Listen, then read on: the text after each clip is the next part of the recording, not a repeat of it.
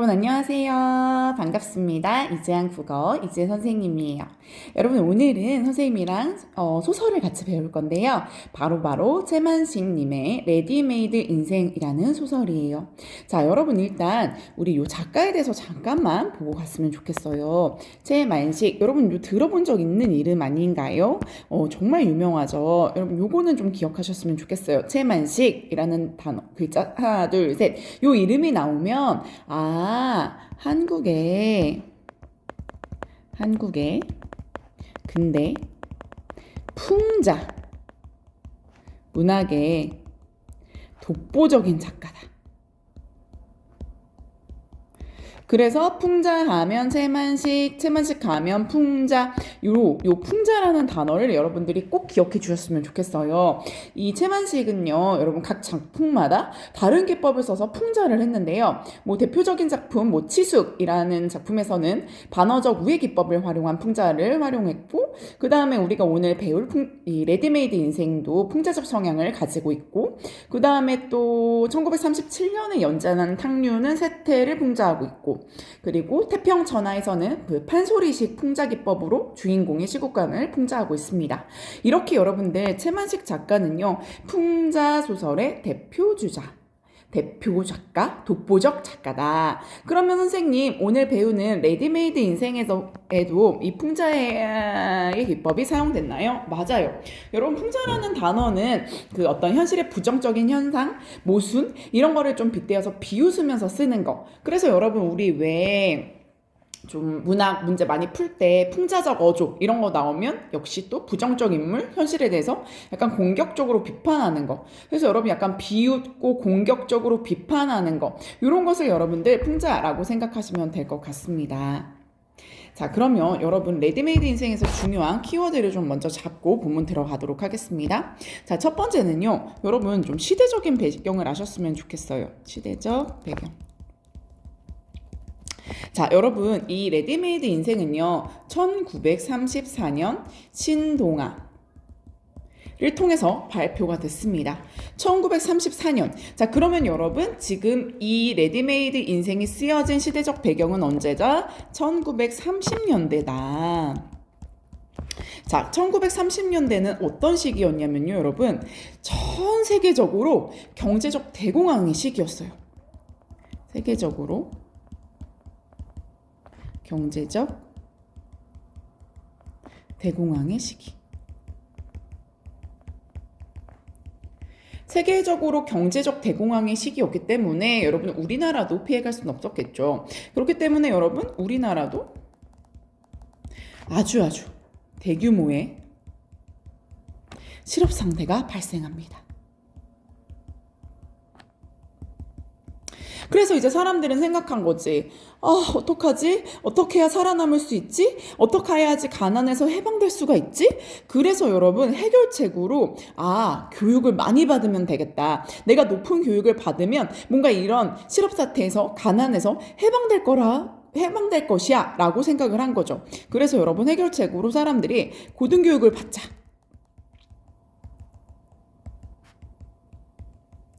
그러면 가난에서 해방되고 대규모의 실업 사태도 우리가 뭔가 이렇게 막을 수 있을 거야. 근데 여러분 이제 너도 나도 그런 생각을 하니까 어떻게 될까? 맞아요. 지식인들이 엄청 많아진 거야. 지식인들이 넘쳐났어요. 그런데 여러분 이런 지식인들, 이렇게 많이 배운 사람들을 뭔가 이렇게 수용해 줄 수 있고 다 받아줄 수 있는 일자리가 있었으면 너무 좋았겠지. 하지만 여러분 그 당시에는 일제강점기 그런 일제 어떤 문화 정책, 그리고 여러분 이를 활용할 일자리가 없어가지고 결과는 굉장히 처참했다라는 거죠. 굉장히 많이 배운 지식인들이 취업을 못해요. 심각한 취업난. 그리고 돈을 못 버니까 먹고 사는 게 너무 힘들어져서 생활고에 시달리게 돼요. 즉 여러분 이 지식인들이 실업자로 전락하게 되는 거죠. 그래서 여러분 이 레디메이드 인생의 주인공이 P예요. 선생님 이름이 P라고요? 주인공이 P야. 이 주인공이 바로 이 1930년대 지식인을 대표하는 인물로 보시면 될 것 같아요. 1930년대 지식인을 대표하는 인물. 그럼 어떤 인물이다? 고등교육을 받은 지식인이다. 하지만 그럼에도 불구하고 취업을 못해요. 생활고에 시달리고 있어요. 실업자예요. 그게 누구다? P다. 자, 이 1930년대 요걸 보면서 시대적 배경에 어떤 이런 P를 보면서 뭐야 이거 1930년대 쓰여진 거 맞아? 오늘날 상황 얘기하는 거 아니야? 막 이런 생각이 들었어요. 그리고 오늘날도 뭔가 이렇게 다들 청년들이 취업이 안 돼서 엄청 많이 힘들어 하잖아요. 그래서 아무리 역사가 좀 반복된다고는 해도 이런 취업난이 가득한 사회 모습이 반복되는 거는 좀 많이 씁쓸하다. 뭐 이런 생각이 들었습니다. 자, 두 번째 가겠습니다. 자, 제목이 뭐냐면 레디메이드 인생이에요. 여러분, 두 번째 키워드는요, 제목의 의미예요.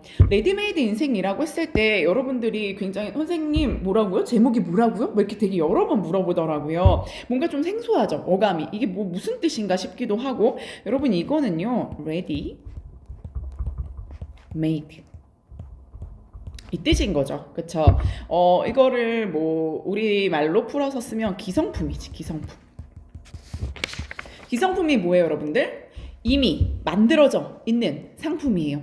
이미 미리 일정한 대로 어떤 규격대로 만들어 놓고 파는 물품이라는 뜻인 거지. 즉, 여러분, 지금 내 인생이 마치 레디메이드 같아. 이거는 무슨 말이겠어, 그러면? 대량 생산돼서 팔리기만을 기다리는 기성품과 같아. 나도 지금 그렇게 지식인들이 넘쳐나는데 팔리기만을, 일자리를 얻기만을 기다리는 그런 지식인의 삶 같아. 이렇게 해석할 수 있는 거 아닐까? 자, 그래서 레디메이드 인생이라는 제목의 의미는요, 마치 기성품처럼 대량 생산돼서요, 팔리기만을 기다리는 기성품처럼. 선생님이 아까 전에 시대적 배경 얘기해줬죠. 1930년대 지식인들은 대량 생산이 아니라 어쨌든 굉장히 이렇게 넘쳐나는 그런 상황이 되었다라는 거지. 근데 여러분, 일자리가 없어요. 심각한 취업난과 생활고를 겪게 됐다라 그랬어요. 그래서 마치 내 인생이 이렇게 대량 생산에 돼서 팔리기를 기다리는 기성품처럼 일자리를 기다리는 누구의 삶과 같다? 그쵸. 지식인들의 삶을 의미하는 제목이다. 중요합니다. 레디메이드 인생이라고 하는 제목은요, 대량 생산돼서 팔리기만을 기다리는 기성품처럼 레디메이드, 그쵸?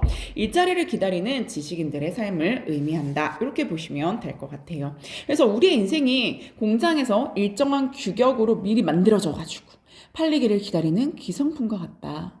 즉, 다시 말하면 이 작품에 대입을 한다면 고등교육까지 받았지만 지식인이지만 실업자 신세가 돼가지고 일자리를 찾으려고 전전하는 어떤 피해, 그런 삶이 마치 레디메이드 인생과 같다. 이렇게 여러분 이해하시면 될 것 같아요. 좋아요. 자, 키워드 이번 제목의 의미까지 했고요. 자, 이번에는 키워드 세 번째 같이 가도록 하겠습니다. 선생님 여기도 다 해놨는데 엉뚱한 데다가 필기라고 있었네. 자, 풍자구조. 여러분, 키워드 세 번째는요, 풍자구조예요. 풍자는 아까 선생님이 설명을 했죠. 자, 여러분, 풍자는 어떤 현실의 부정적 현상, 모순 따위를 빗대어 웃으면서 쓰는, 공격적으로 비판하는 그런 어조라고 말을 했습니다. 자, 여러분, 지금 작가가 P를 비판해요. 자, 작가가 P를 비판하는데 어떤 부분을 비판하냐면, 너 왜 아직도 이렇게 체면을 중요시 여기고 허위에만 가득 차 있어? 너 아무것도 왜 안 해? 왜 이렇게 무능력해? 이런 어떤 지식인의 태도를 비판한다라는 거지. 여러분, 이거 좀 이따가 이제 본문 읽어보겠지만, 여러분, P는요 9살 된 아들이 있어요. 근데 그 9살 된 아들을요 공장에 취직을 시킵니다. 학교를 보내지 않아요. 왜냐하면 내가 고등교육까지 받았는데 나 어차피 이렇게 취업도 못하고 힘들게 살아가고 있잖아. 내 아들도 만약 그럴 바에는 차라리 어렸을 때부터 그냥 기술 배워가지고 그렇게 먹고 살 수라도 있게 하는 것이 나. 이렇게 판단을 했기 때문이거든요. 근데 여러분, 약간 이게 모순이라는 거지. 왜냐하면 아들은 학교에 보내는 대신에 공장에 취직시켰어. 그럼 자기도 뭔가 해야 되잖아. 근데 여러분, 이 P는요 노동자가 되지 않습니다.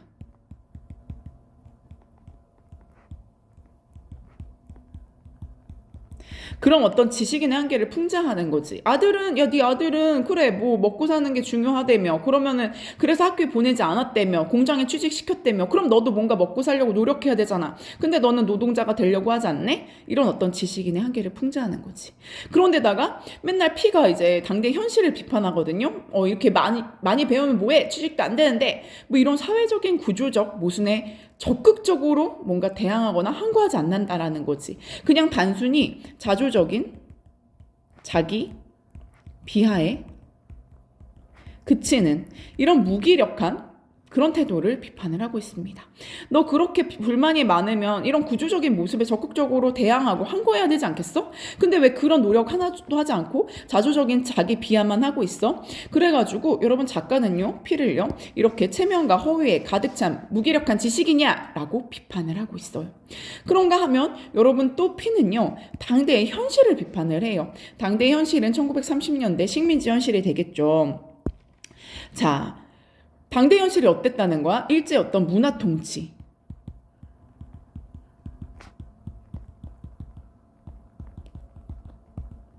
그 다음에 교육열로 인해서 지식인들이 과잉으로 공급되는 그런 현실. 그래서 그 일자리를 받아줄 데가 없어서 결국 실업자로 전락할 수밖에 없는, 이거는 내 의지와 내 능력과 무관하게 이런 당대의 현실 자체가 잘못됐기 때문이야 라고 이런 것들을 비판을 하고 있다라는 거죠. 자, 그래서 여러분 지금 작가는 P를, 그 다음에 P는 식민지 현실을 이렇게 비판하는 풍자 구조가 이 작품의 근간을 이루고 있다라는 거 여러분들 잡고 가시면 될 것 같아요. 자, 필기 좀 하시고요.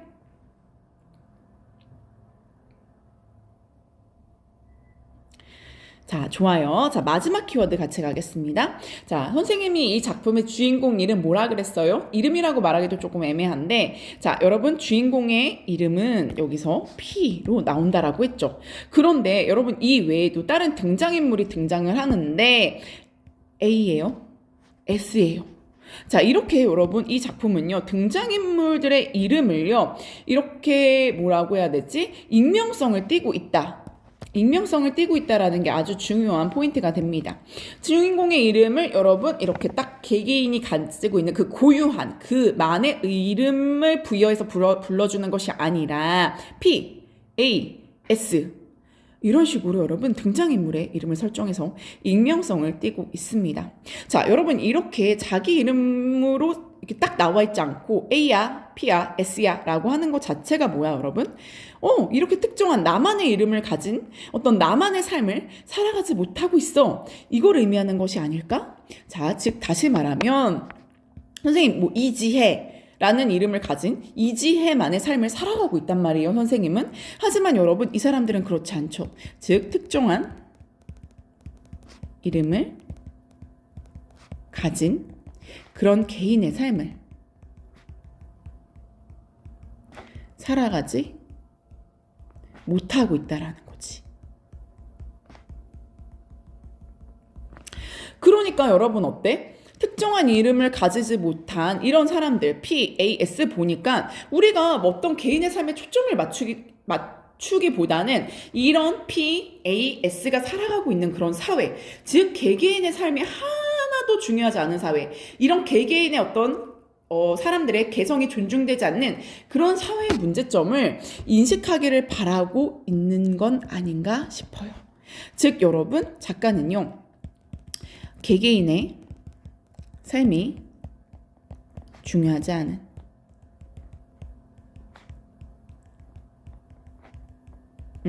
이름 딱 그만의 고유한 이름을 이렇게 보여주는 것이 아니기 때문에 개인의 삶에 초점을 맞추기보다는 이 P와 A와 S가 살아가고 있는 즉 사회, 1930년대의 그 사회 문제점, 개개인의 삶이 하나도 중요하지 않은 즉 개성이 존중되지 않는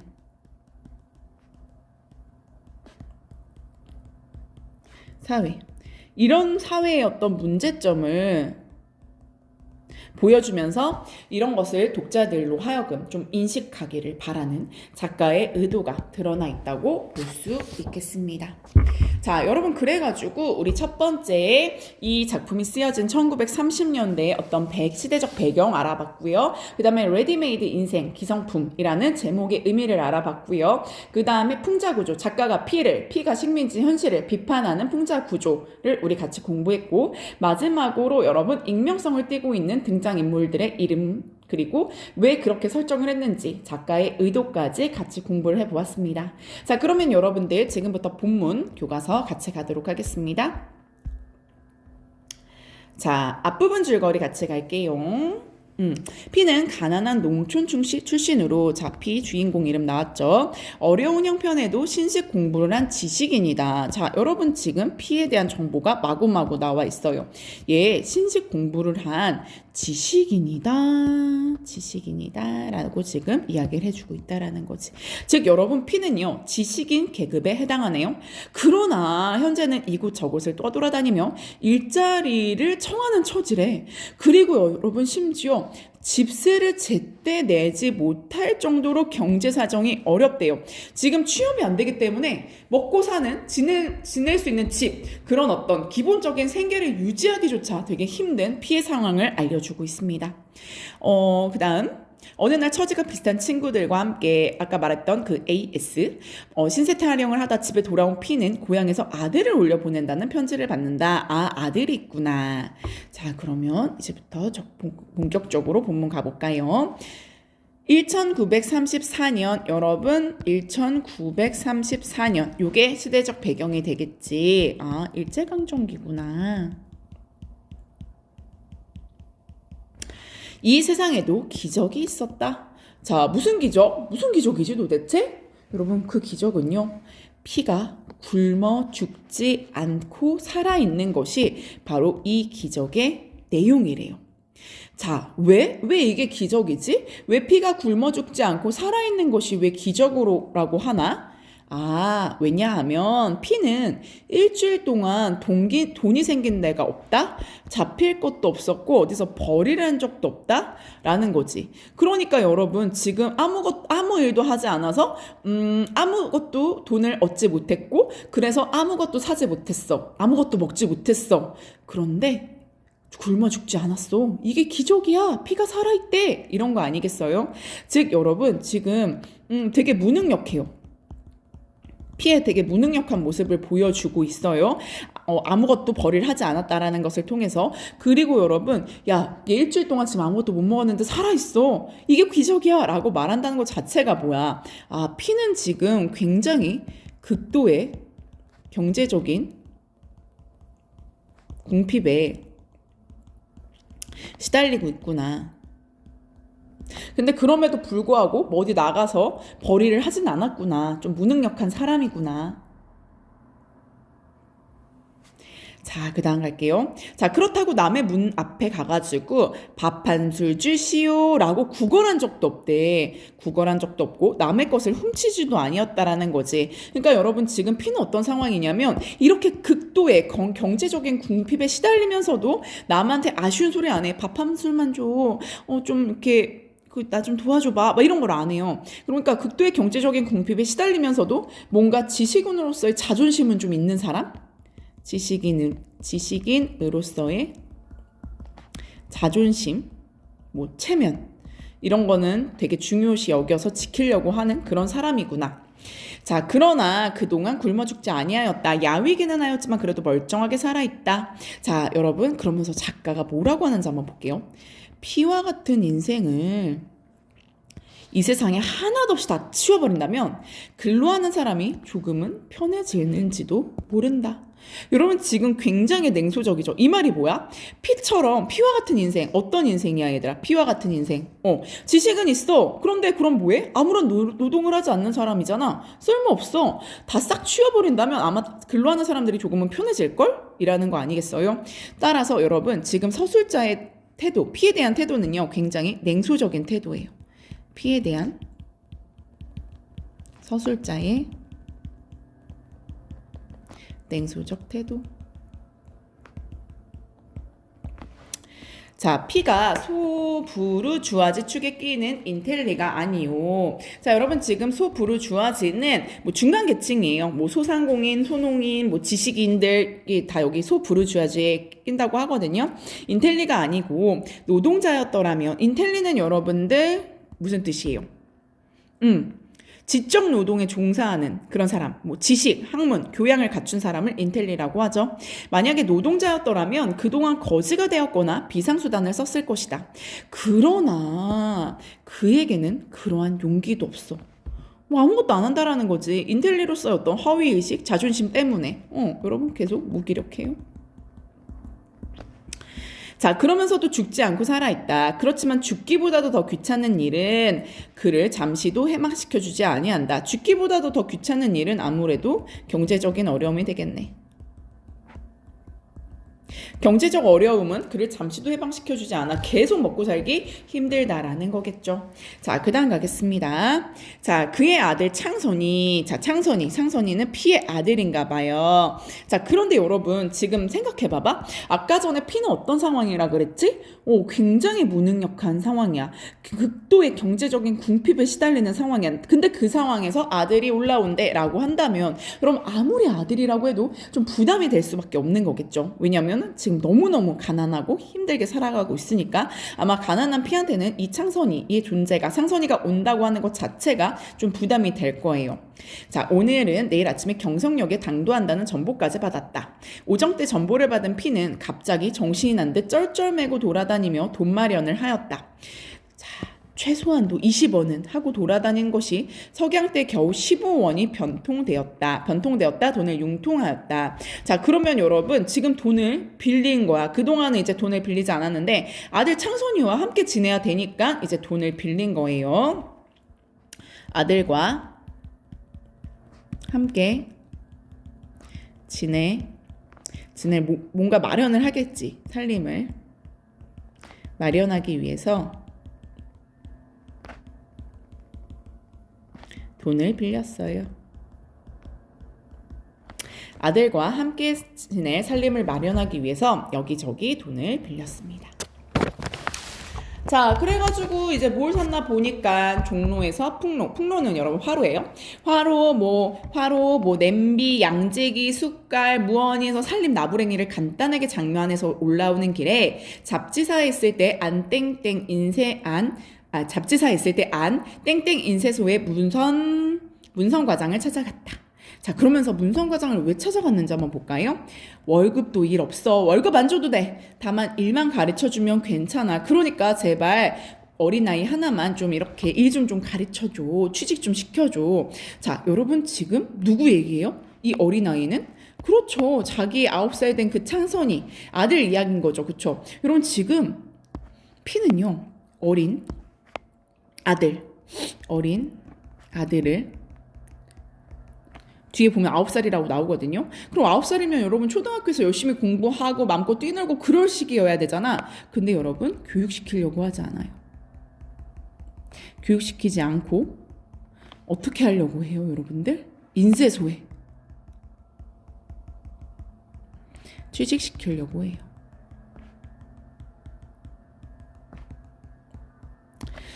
자, 그러면 여러분 우리는 여기서 왜 9살 된 어린아들을 교육시키지 않아? 왜 인쇄소에 취직시키려고 해? 도대체 왜? 요 생각을 해야 된다라는 거지.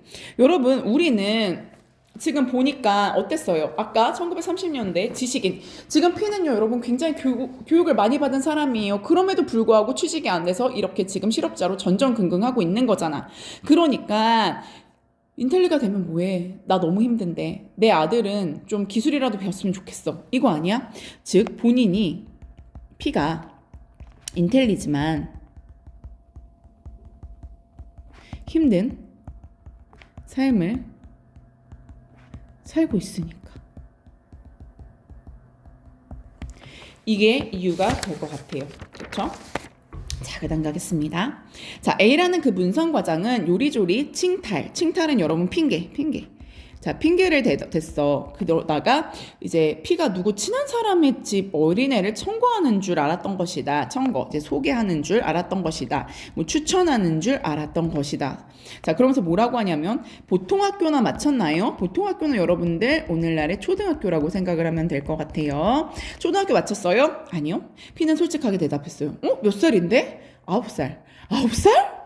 너무 놀래서 반문한 거지. 왜냐면 여러분 일을 하기에 너무 어려서 일을 하기에는 너무 어려가지고 9살? 뭐라고 9살? 이런 거야 지금.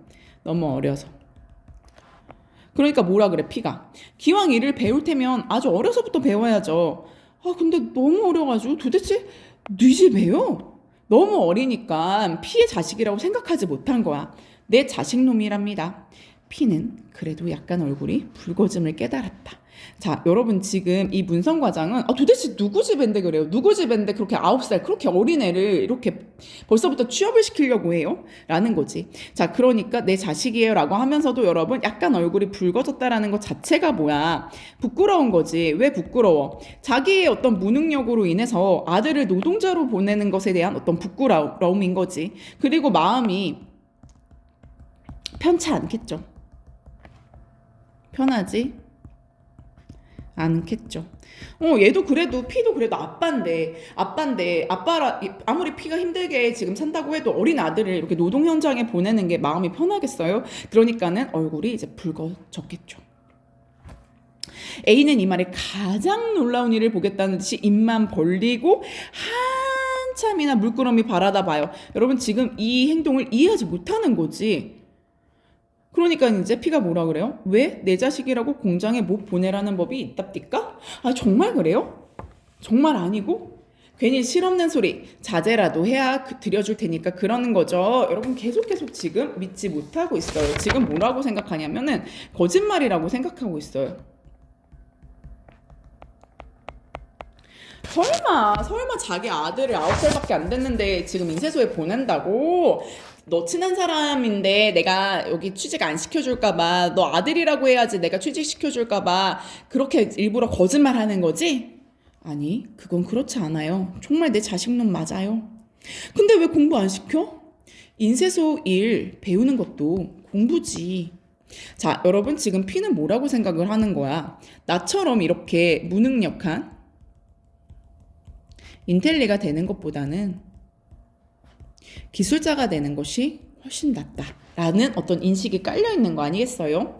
근데 그건 그렇지만 학교에 보내야지. 학교에 보낼 처지도 못 돼. 그리고 보내봤자 사람 구실 나처럼 못할걸? 배우면 뭐해? 돈도 못 버는데 라는 거 아니겠어요? 자, 여러분 지금 여기서 P의 어떤 그런 생각 자체가 뭐야? 교육에 대한 어떤 불신이 가득 차 있는 그런 상황. 지금 P는요, 지금 이 대사를 친 이유가요, 교육에 대한 불신이 너무 많아요.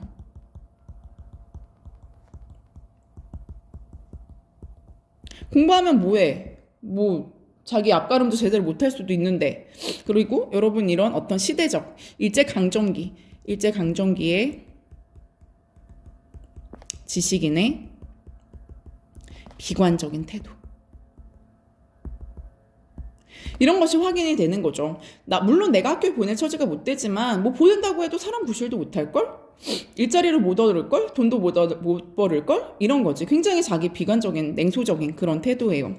아이고 참 이상하네. 우리 같은 사람들, 이런 기술자들은 이 짓을 해가면서도 자식은 어떻게든 공부시키려고 애를 쓰는데 되려 공부시킬 줄 아는 양반이 보통 학교, 초등학교도 마치지 않은 자제를 공장에 보낸다고? 여러분 여전히 이해하지 못하는 모습이에요.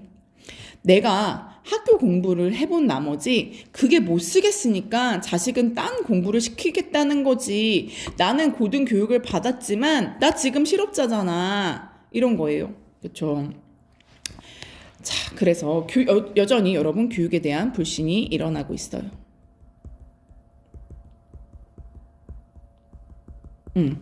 지식인의 어떤 실직이 늘어나는 식민지 현실에 대해서 굉장히 좀 비판적인 태도를 보이고 있는 거죠.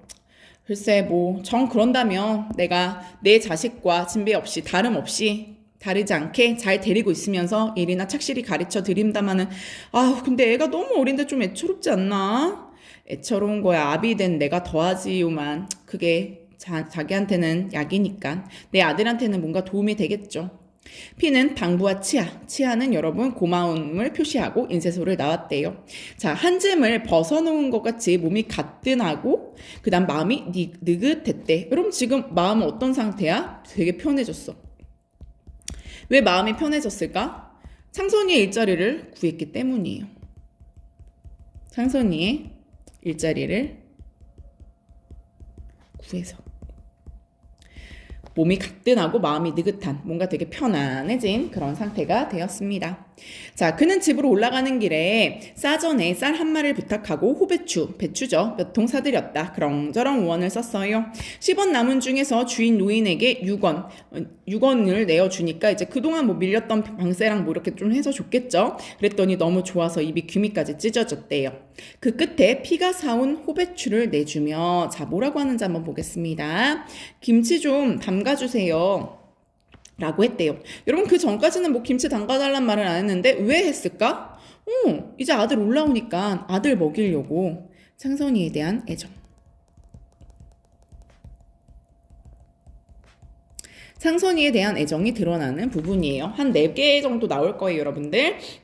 내 아들 줘야 되니까 좀 김치 좀 담가주세요. 그리고 자식을 데리고 자취하겠다니까 깍두기야, 간장이야, 된장 같은 것을 아까운 줄 모르고 날라다 주고 난다. 이튿날 전에 없이 첫 새벽에 일어난 피는 자, 여기도 한번 볼까요? 서투른 솜씨로 하룻밥을 지어놓고 정거장으로 나갔다. 여러분 누구를 위해서 누가 와서 밥 먹어야 되니까 아들 창선이. 여러분 아들 창선이에 대한 애정이 드러나는 두 번째 부분이라고 보시면 될 것 같습니다. 자, 그의 형에게서 온 편지에 S라는 고향 사람이 서울 올라오는 길에 따라 보낸다고 했으니까 여기 한번 볼까요? 조금 슬퍼요. P는 창선이보다도 더 낯이 익은 S를 찾았다. 자, 여러분 지금 창선이가 아들이잖아요. 근데 창선이의 얼굴을 잘 모르겠나 봐요. 그러니까 오히려 S라는 사람의 얼굴을 더 찾았다라는 거지. 그럼 그동안 P와 창선이의 관계가 어땠다라는 거야. 창선이의 관계가 그쵸. 뭔가 되게 소원했다. 가깝게 지내지 않았다. 뭔가 되게 어색하고 뭐 얼굴 본 지 되게 오래됐다. 이런 거겠죠. 과연 차가 씩씩거리고 들어섬에 인간을 뱉어놓은 찻간에서 인간을 뱉어내놓는 찻간. 사람들이 지금 기차에 내리는 모습을 인간을 뱉어내놓는 찻간이라고 비유적으로 표현을 하고 있습니다. S가 창선이를 데리고 두리번거리며 내려왔다. 어디서 생겼는지 새까만 고구라 양복을 입고 이화표 붙은 학생 모자를 썼대요. 여러분 이거는 그 당시에 학생들이 입었던 양복이랑 모자의 이름이래요. 고구라 양복과 그 다음에 이화표가 붙은 학생 모자. 그래서 당시 그 1930년대 다른 소설에도 학생들의 어떤 복장을 이야기할 때 고구라 양복이랑 이화표 붙은 학생 모자 이야기가 나와요. 자, 창선이도 지금 이런 양복을 입고 이런 모자를 쓰고 있었다는 거지. 거기다가 보따리를 하나 지고 무엇 꾸린 것을 손에 들고 차에서 내리는 어린아이. 자, 그러면서 뭐라고 얘기를 하냐면 여러분 창선이에 대한 애정이 드러나는 부분 세 번째 잡겠습니다. 저게 내 자식이라고 생각하니 피는 어쩐지 속으로 얼굴이 붉어지면서 한편으로는 가엾기도 하였다. 아이고 내 새끼 가엾네. 여러분 창선이에 대한 애정이 드러나는 동시에 아이고 가여워라 어떡하지. 내가 조금 더 신경 쓸 걸. 일종의 어떤 자책이라는 감정도 애정 플러스 감정, 자책이라는 감정 이렇게 잡고 가도 좋을 것 같아요. S가 두 손에 짐을 가득 들고 두리번거리다가 가까이 온 P를 보고 반겨 소리를 지른다. 창선이가 모자를 벗고 학교식으로 격리를 한다. 얼굴을 자세히 보니 4-5살 적에 봤던 것보다 자 여러분 그러면 이때 보고 지금 보는 거잖아. 그치? 그런데 여러분 외가를 닮았대요. 자기가 아니고 자기 친가가 아닌. 근데 외가를 닮은 게 엄청나게 불만이었대. 아 지금 처가 식구들과 사이가 좋지 않구나. 외가에 대한 처가에 대한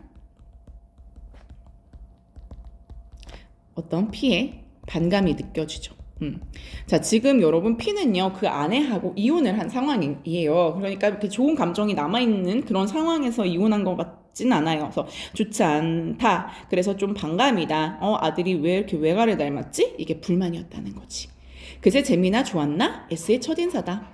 뭘 그저 그렇지. 괜히 산 짐을 지고 오느라 애썼네. 산 짐? 살아있는 짐. 누구? 그치, 아들 창선이. 창선이를 데리고 오느라고 애썼어. 고생했다. 이런 거죠. 피는 이렇게 인사 겸 치하를 하였다. 아우 천만에. 그 애가 나이는 어려도 얼마나 속이 찼는지. 여러분 지금 창선이는요 굉장히 성숙, 또래에 비해서 좀 성숙한 편인가 봐요. 정신적으로.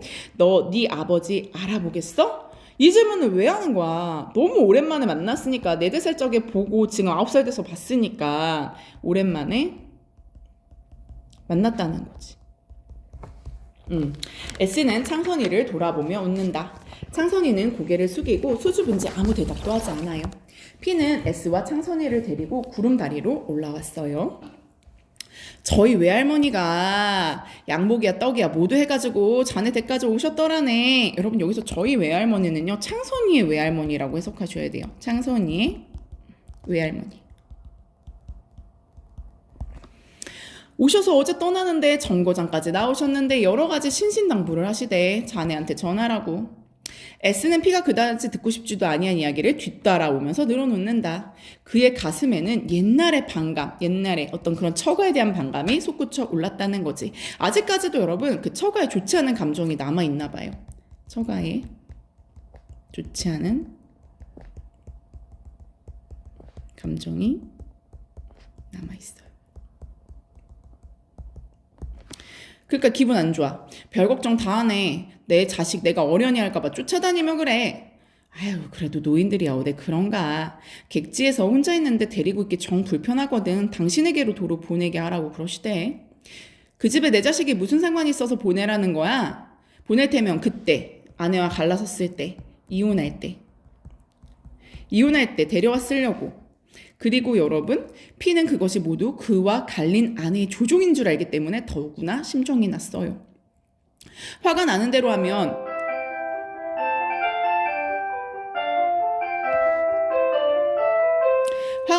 하면 어린아이가 입고 온 양복도 벗겨서 내던지고 싶었었대요. 여러분 왜? 이 옷이 누가 해준 옷이기 때문에? 맞아요. 처가에서 마련해준 옷이기 때문에. 화가 나는 대로 하면 이 어린아이가 입고 온 양복도 벗겨서 내던지고 싶었대요. 근데 꿀꺽 참았대요. 자, 그 다음 일찍 맛보지 못한 새 살림을 P는 시작하였다. 여러분 새 살림 누구와 함께하는? 그쵸, 창선이, 위드, 창선이랑 이제 함께 살게 됐어요. 창선이가 도착한 날 밤, 창선이는 아랫목에서 쌕쌕 잠을 자고 있다. 여러분 요 부분 볼까요? 외롭게 꿈을 꾸고 있으려니 생각함에 전에 없던 애정이 솟아오르는 듯하였다. 여러분 창선이, 아들 창선이에 대한 애정이 드러나는 4번째 부분이라고 볼 수 있겠다.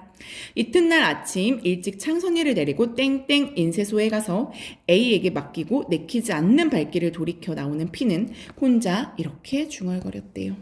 레디메이드 인생이 비로소 겨우 임자를 만나 팔리었구나. 자, 레디메이드 인생은 아까 말했던 것처럼 기성품처럼 이미 만들어진 인생을 의미하는 거야. 그치? 그리고 고등교육을 받고도 경제적 궁핍에 계속 시달리고 있는 P는 자신의 삶을 레디메이드 인생이라고 여겼어요. 자, 지금 이 마지막 대사는 뭐냐면 그 지식이 쓸모없게 된 식민지 사회에 대한 풍자이면서 자신에 대한 비애 어린 풍자라고 볼 수 있다라는 거지. 이 2가지만 잡아드리고 수업 마칠 거예요. 자, 지식이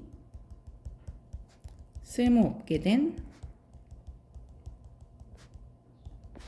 식민지 사회에 대한 풍자인 동시에 자신에 대한 비애 어린 풍자다.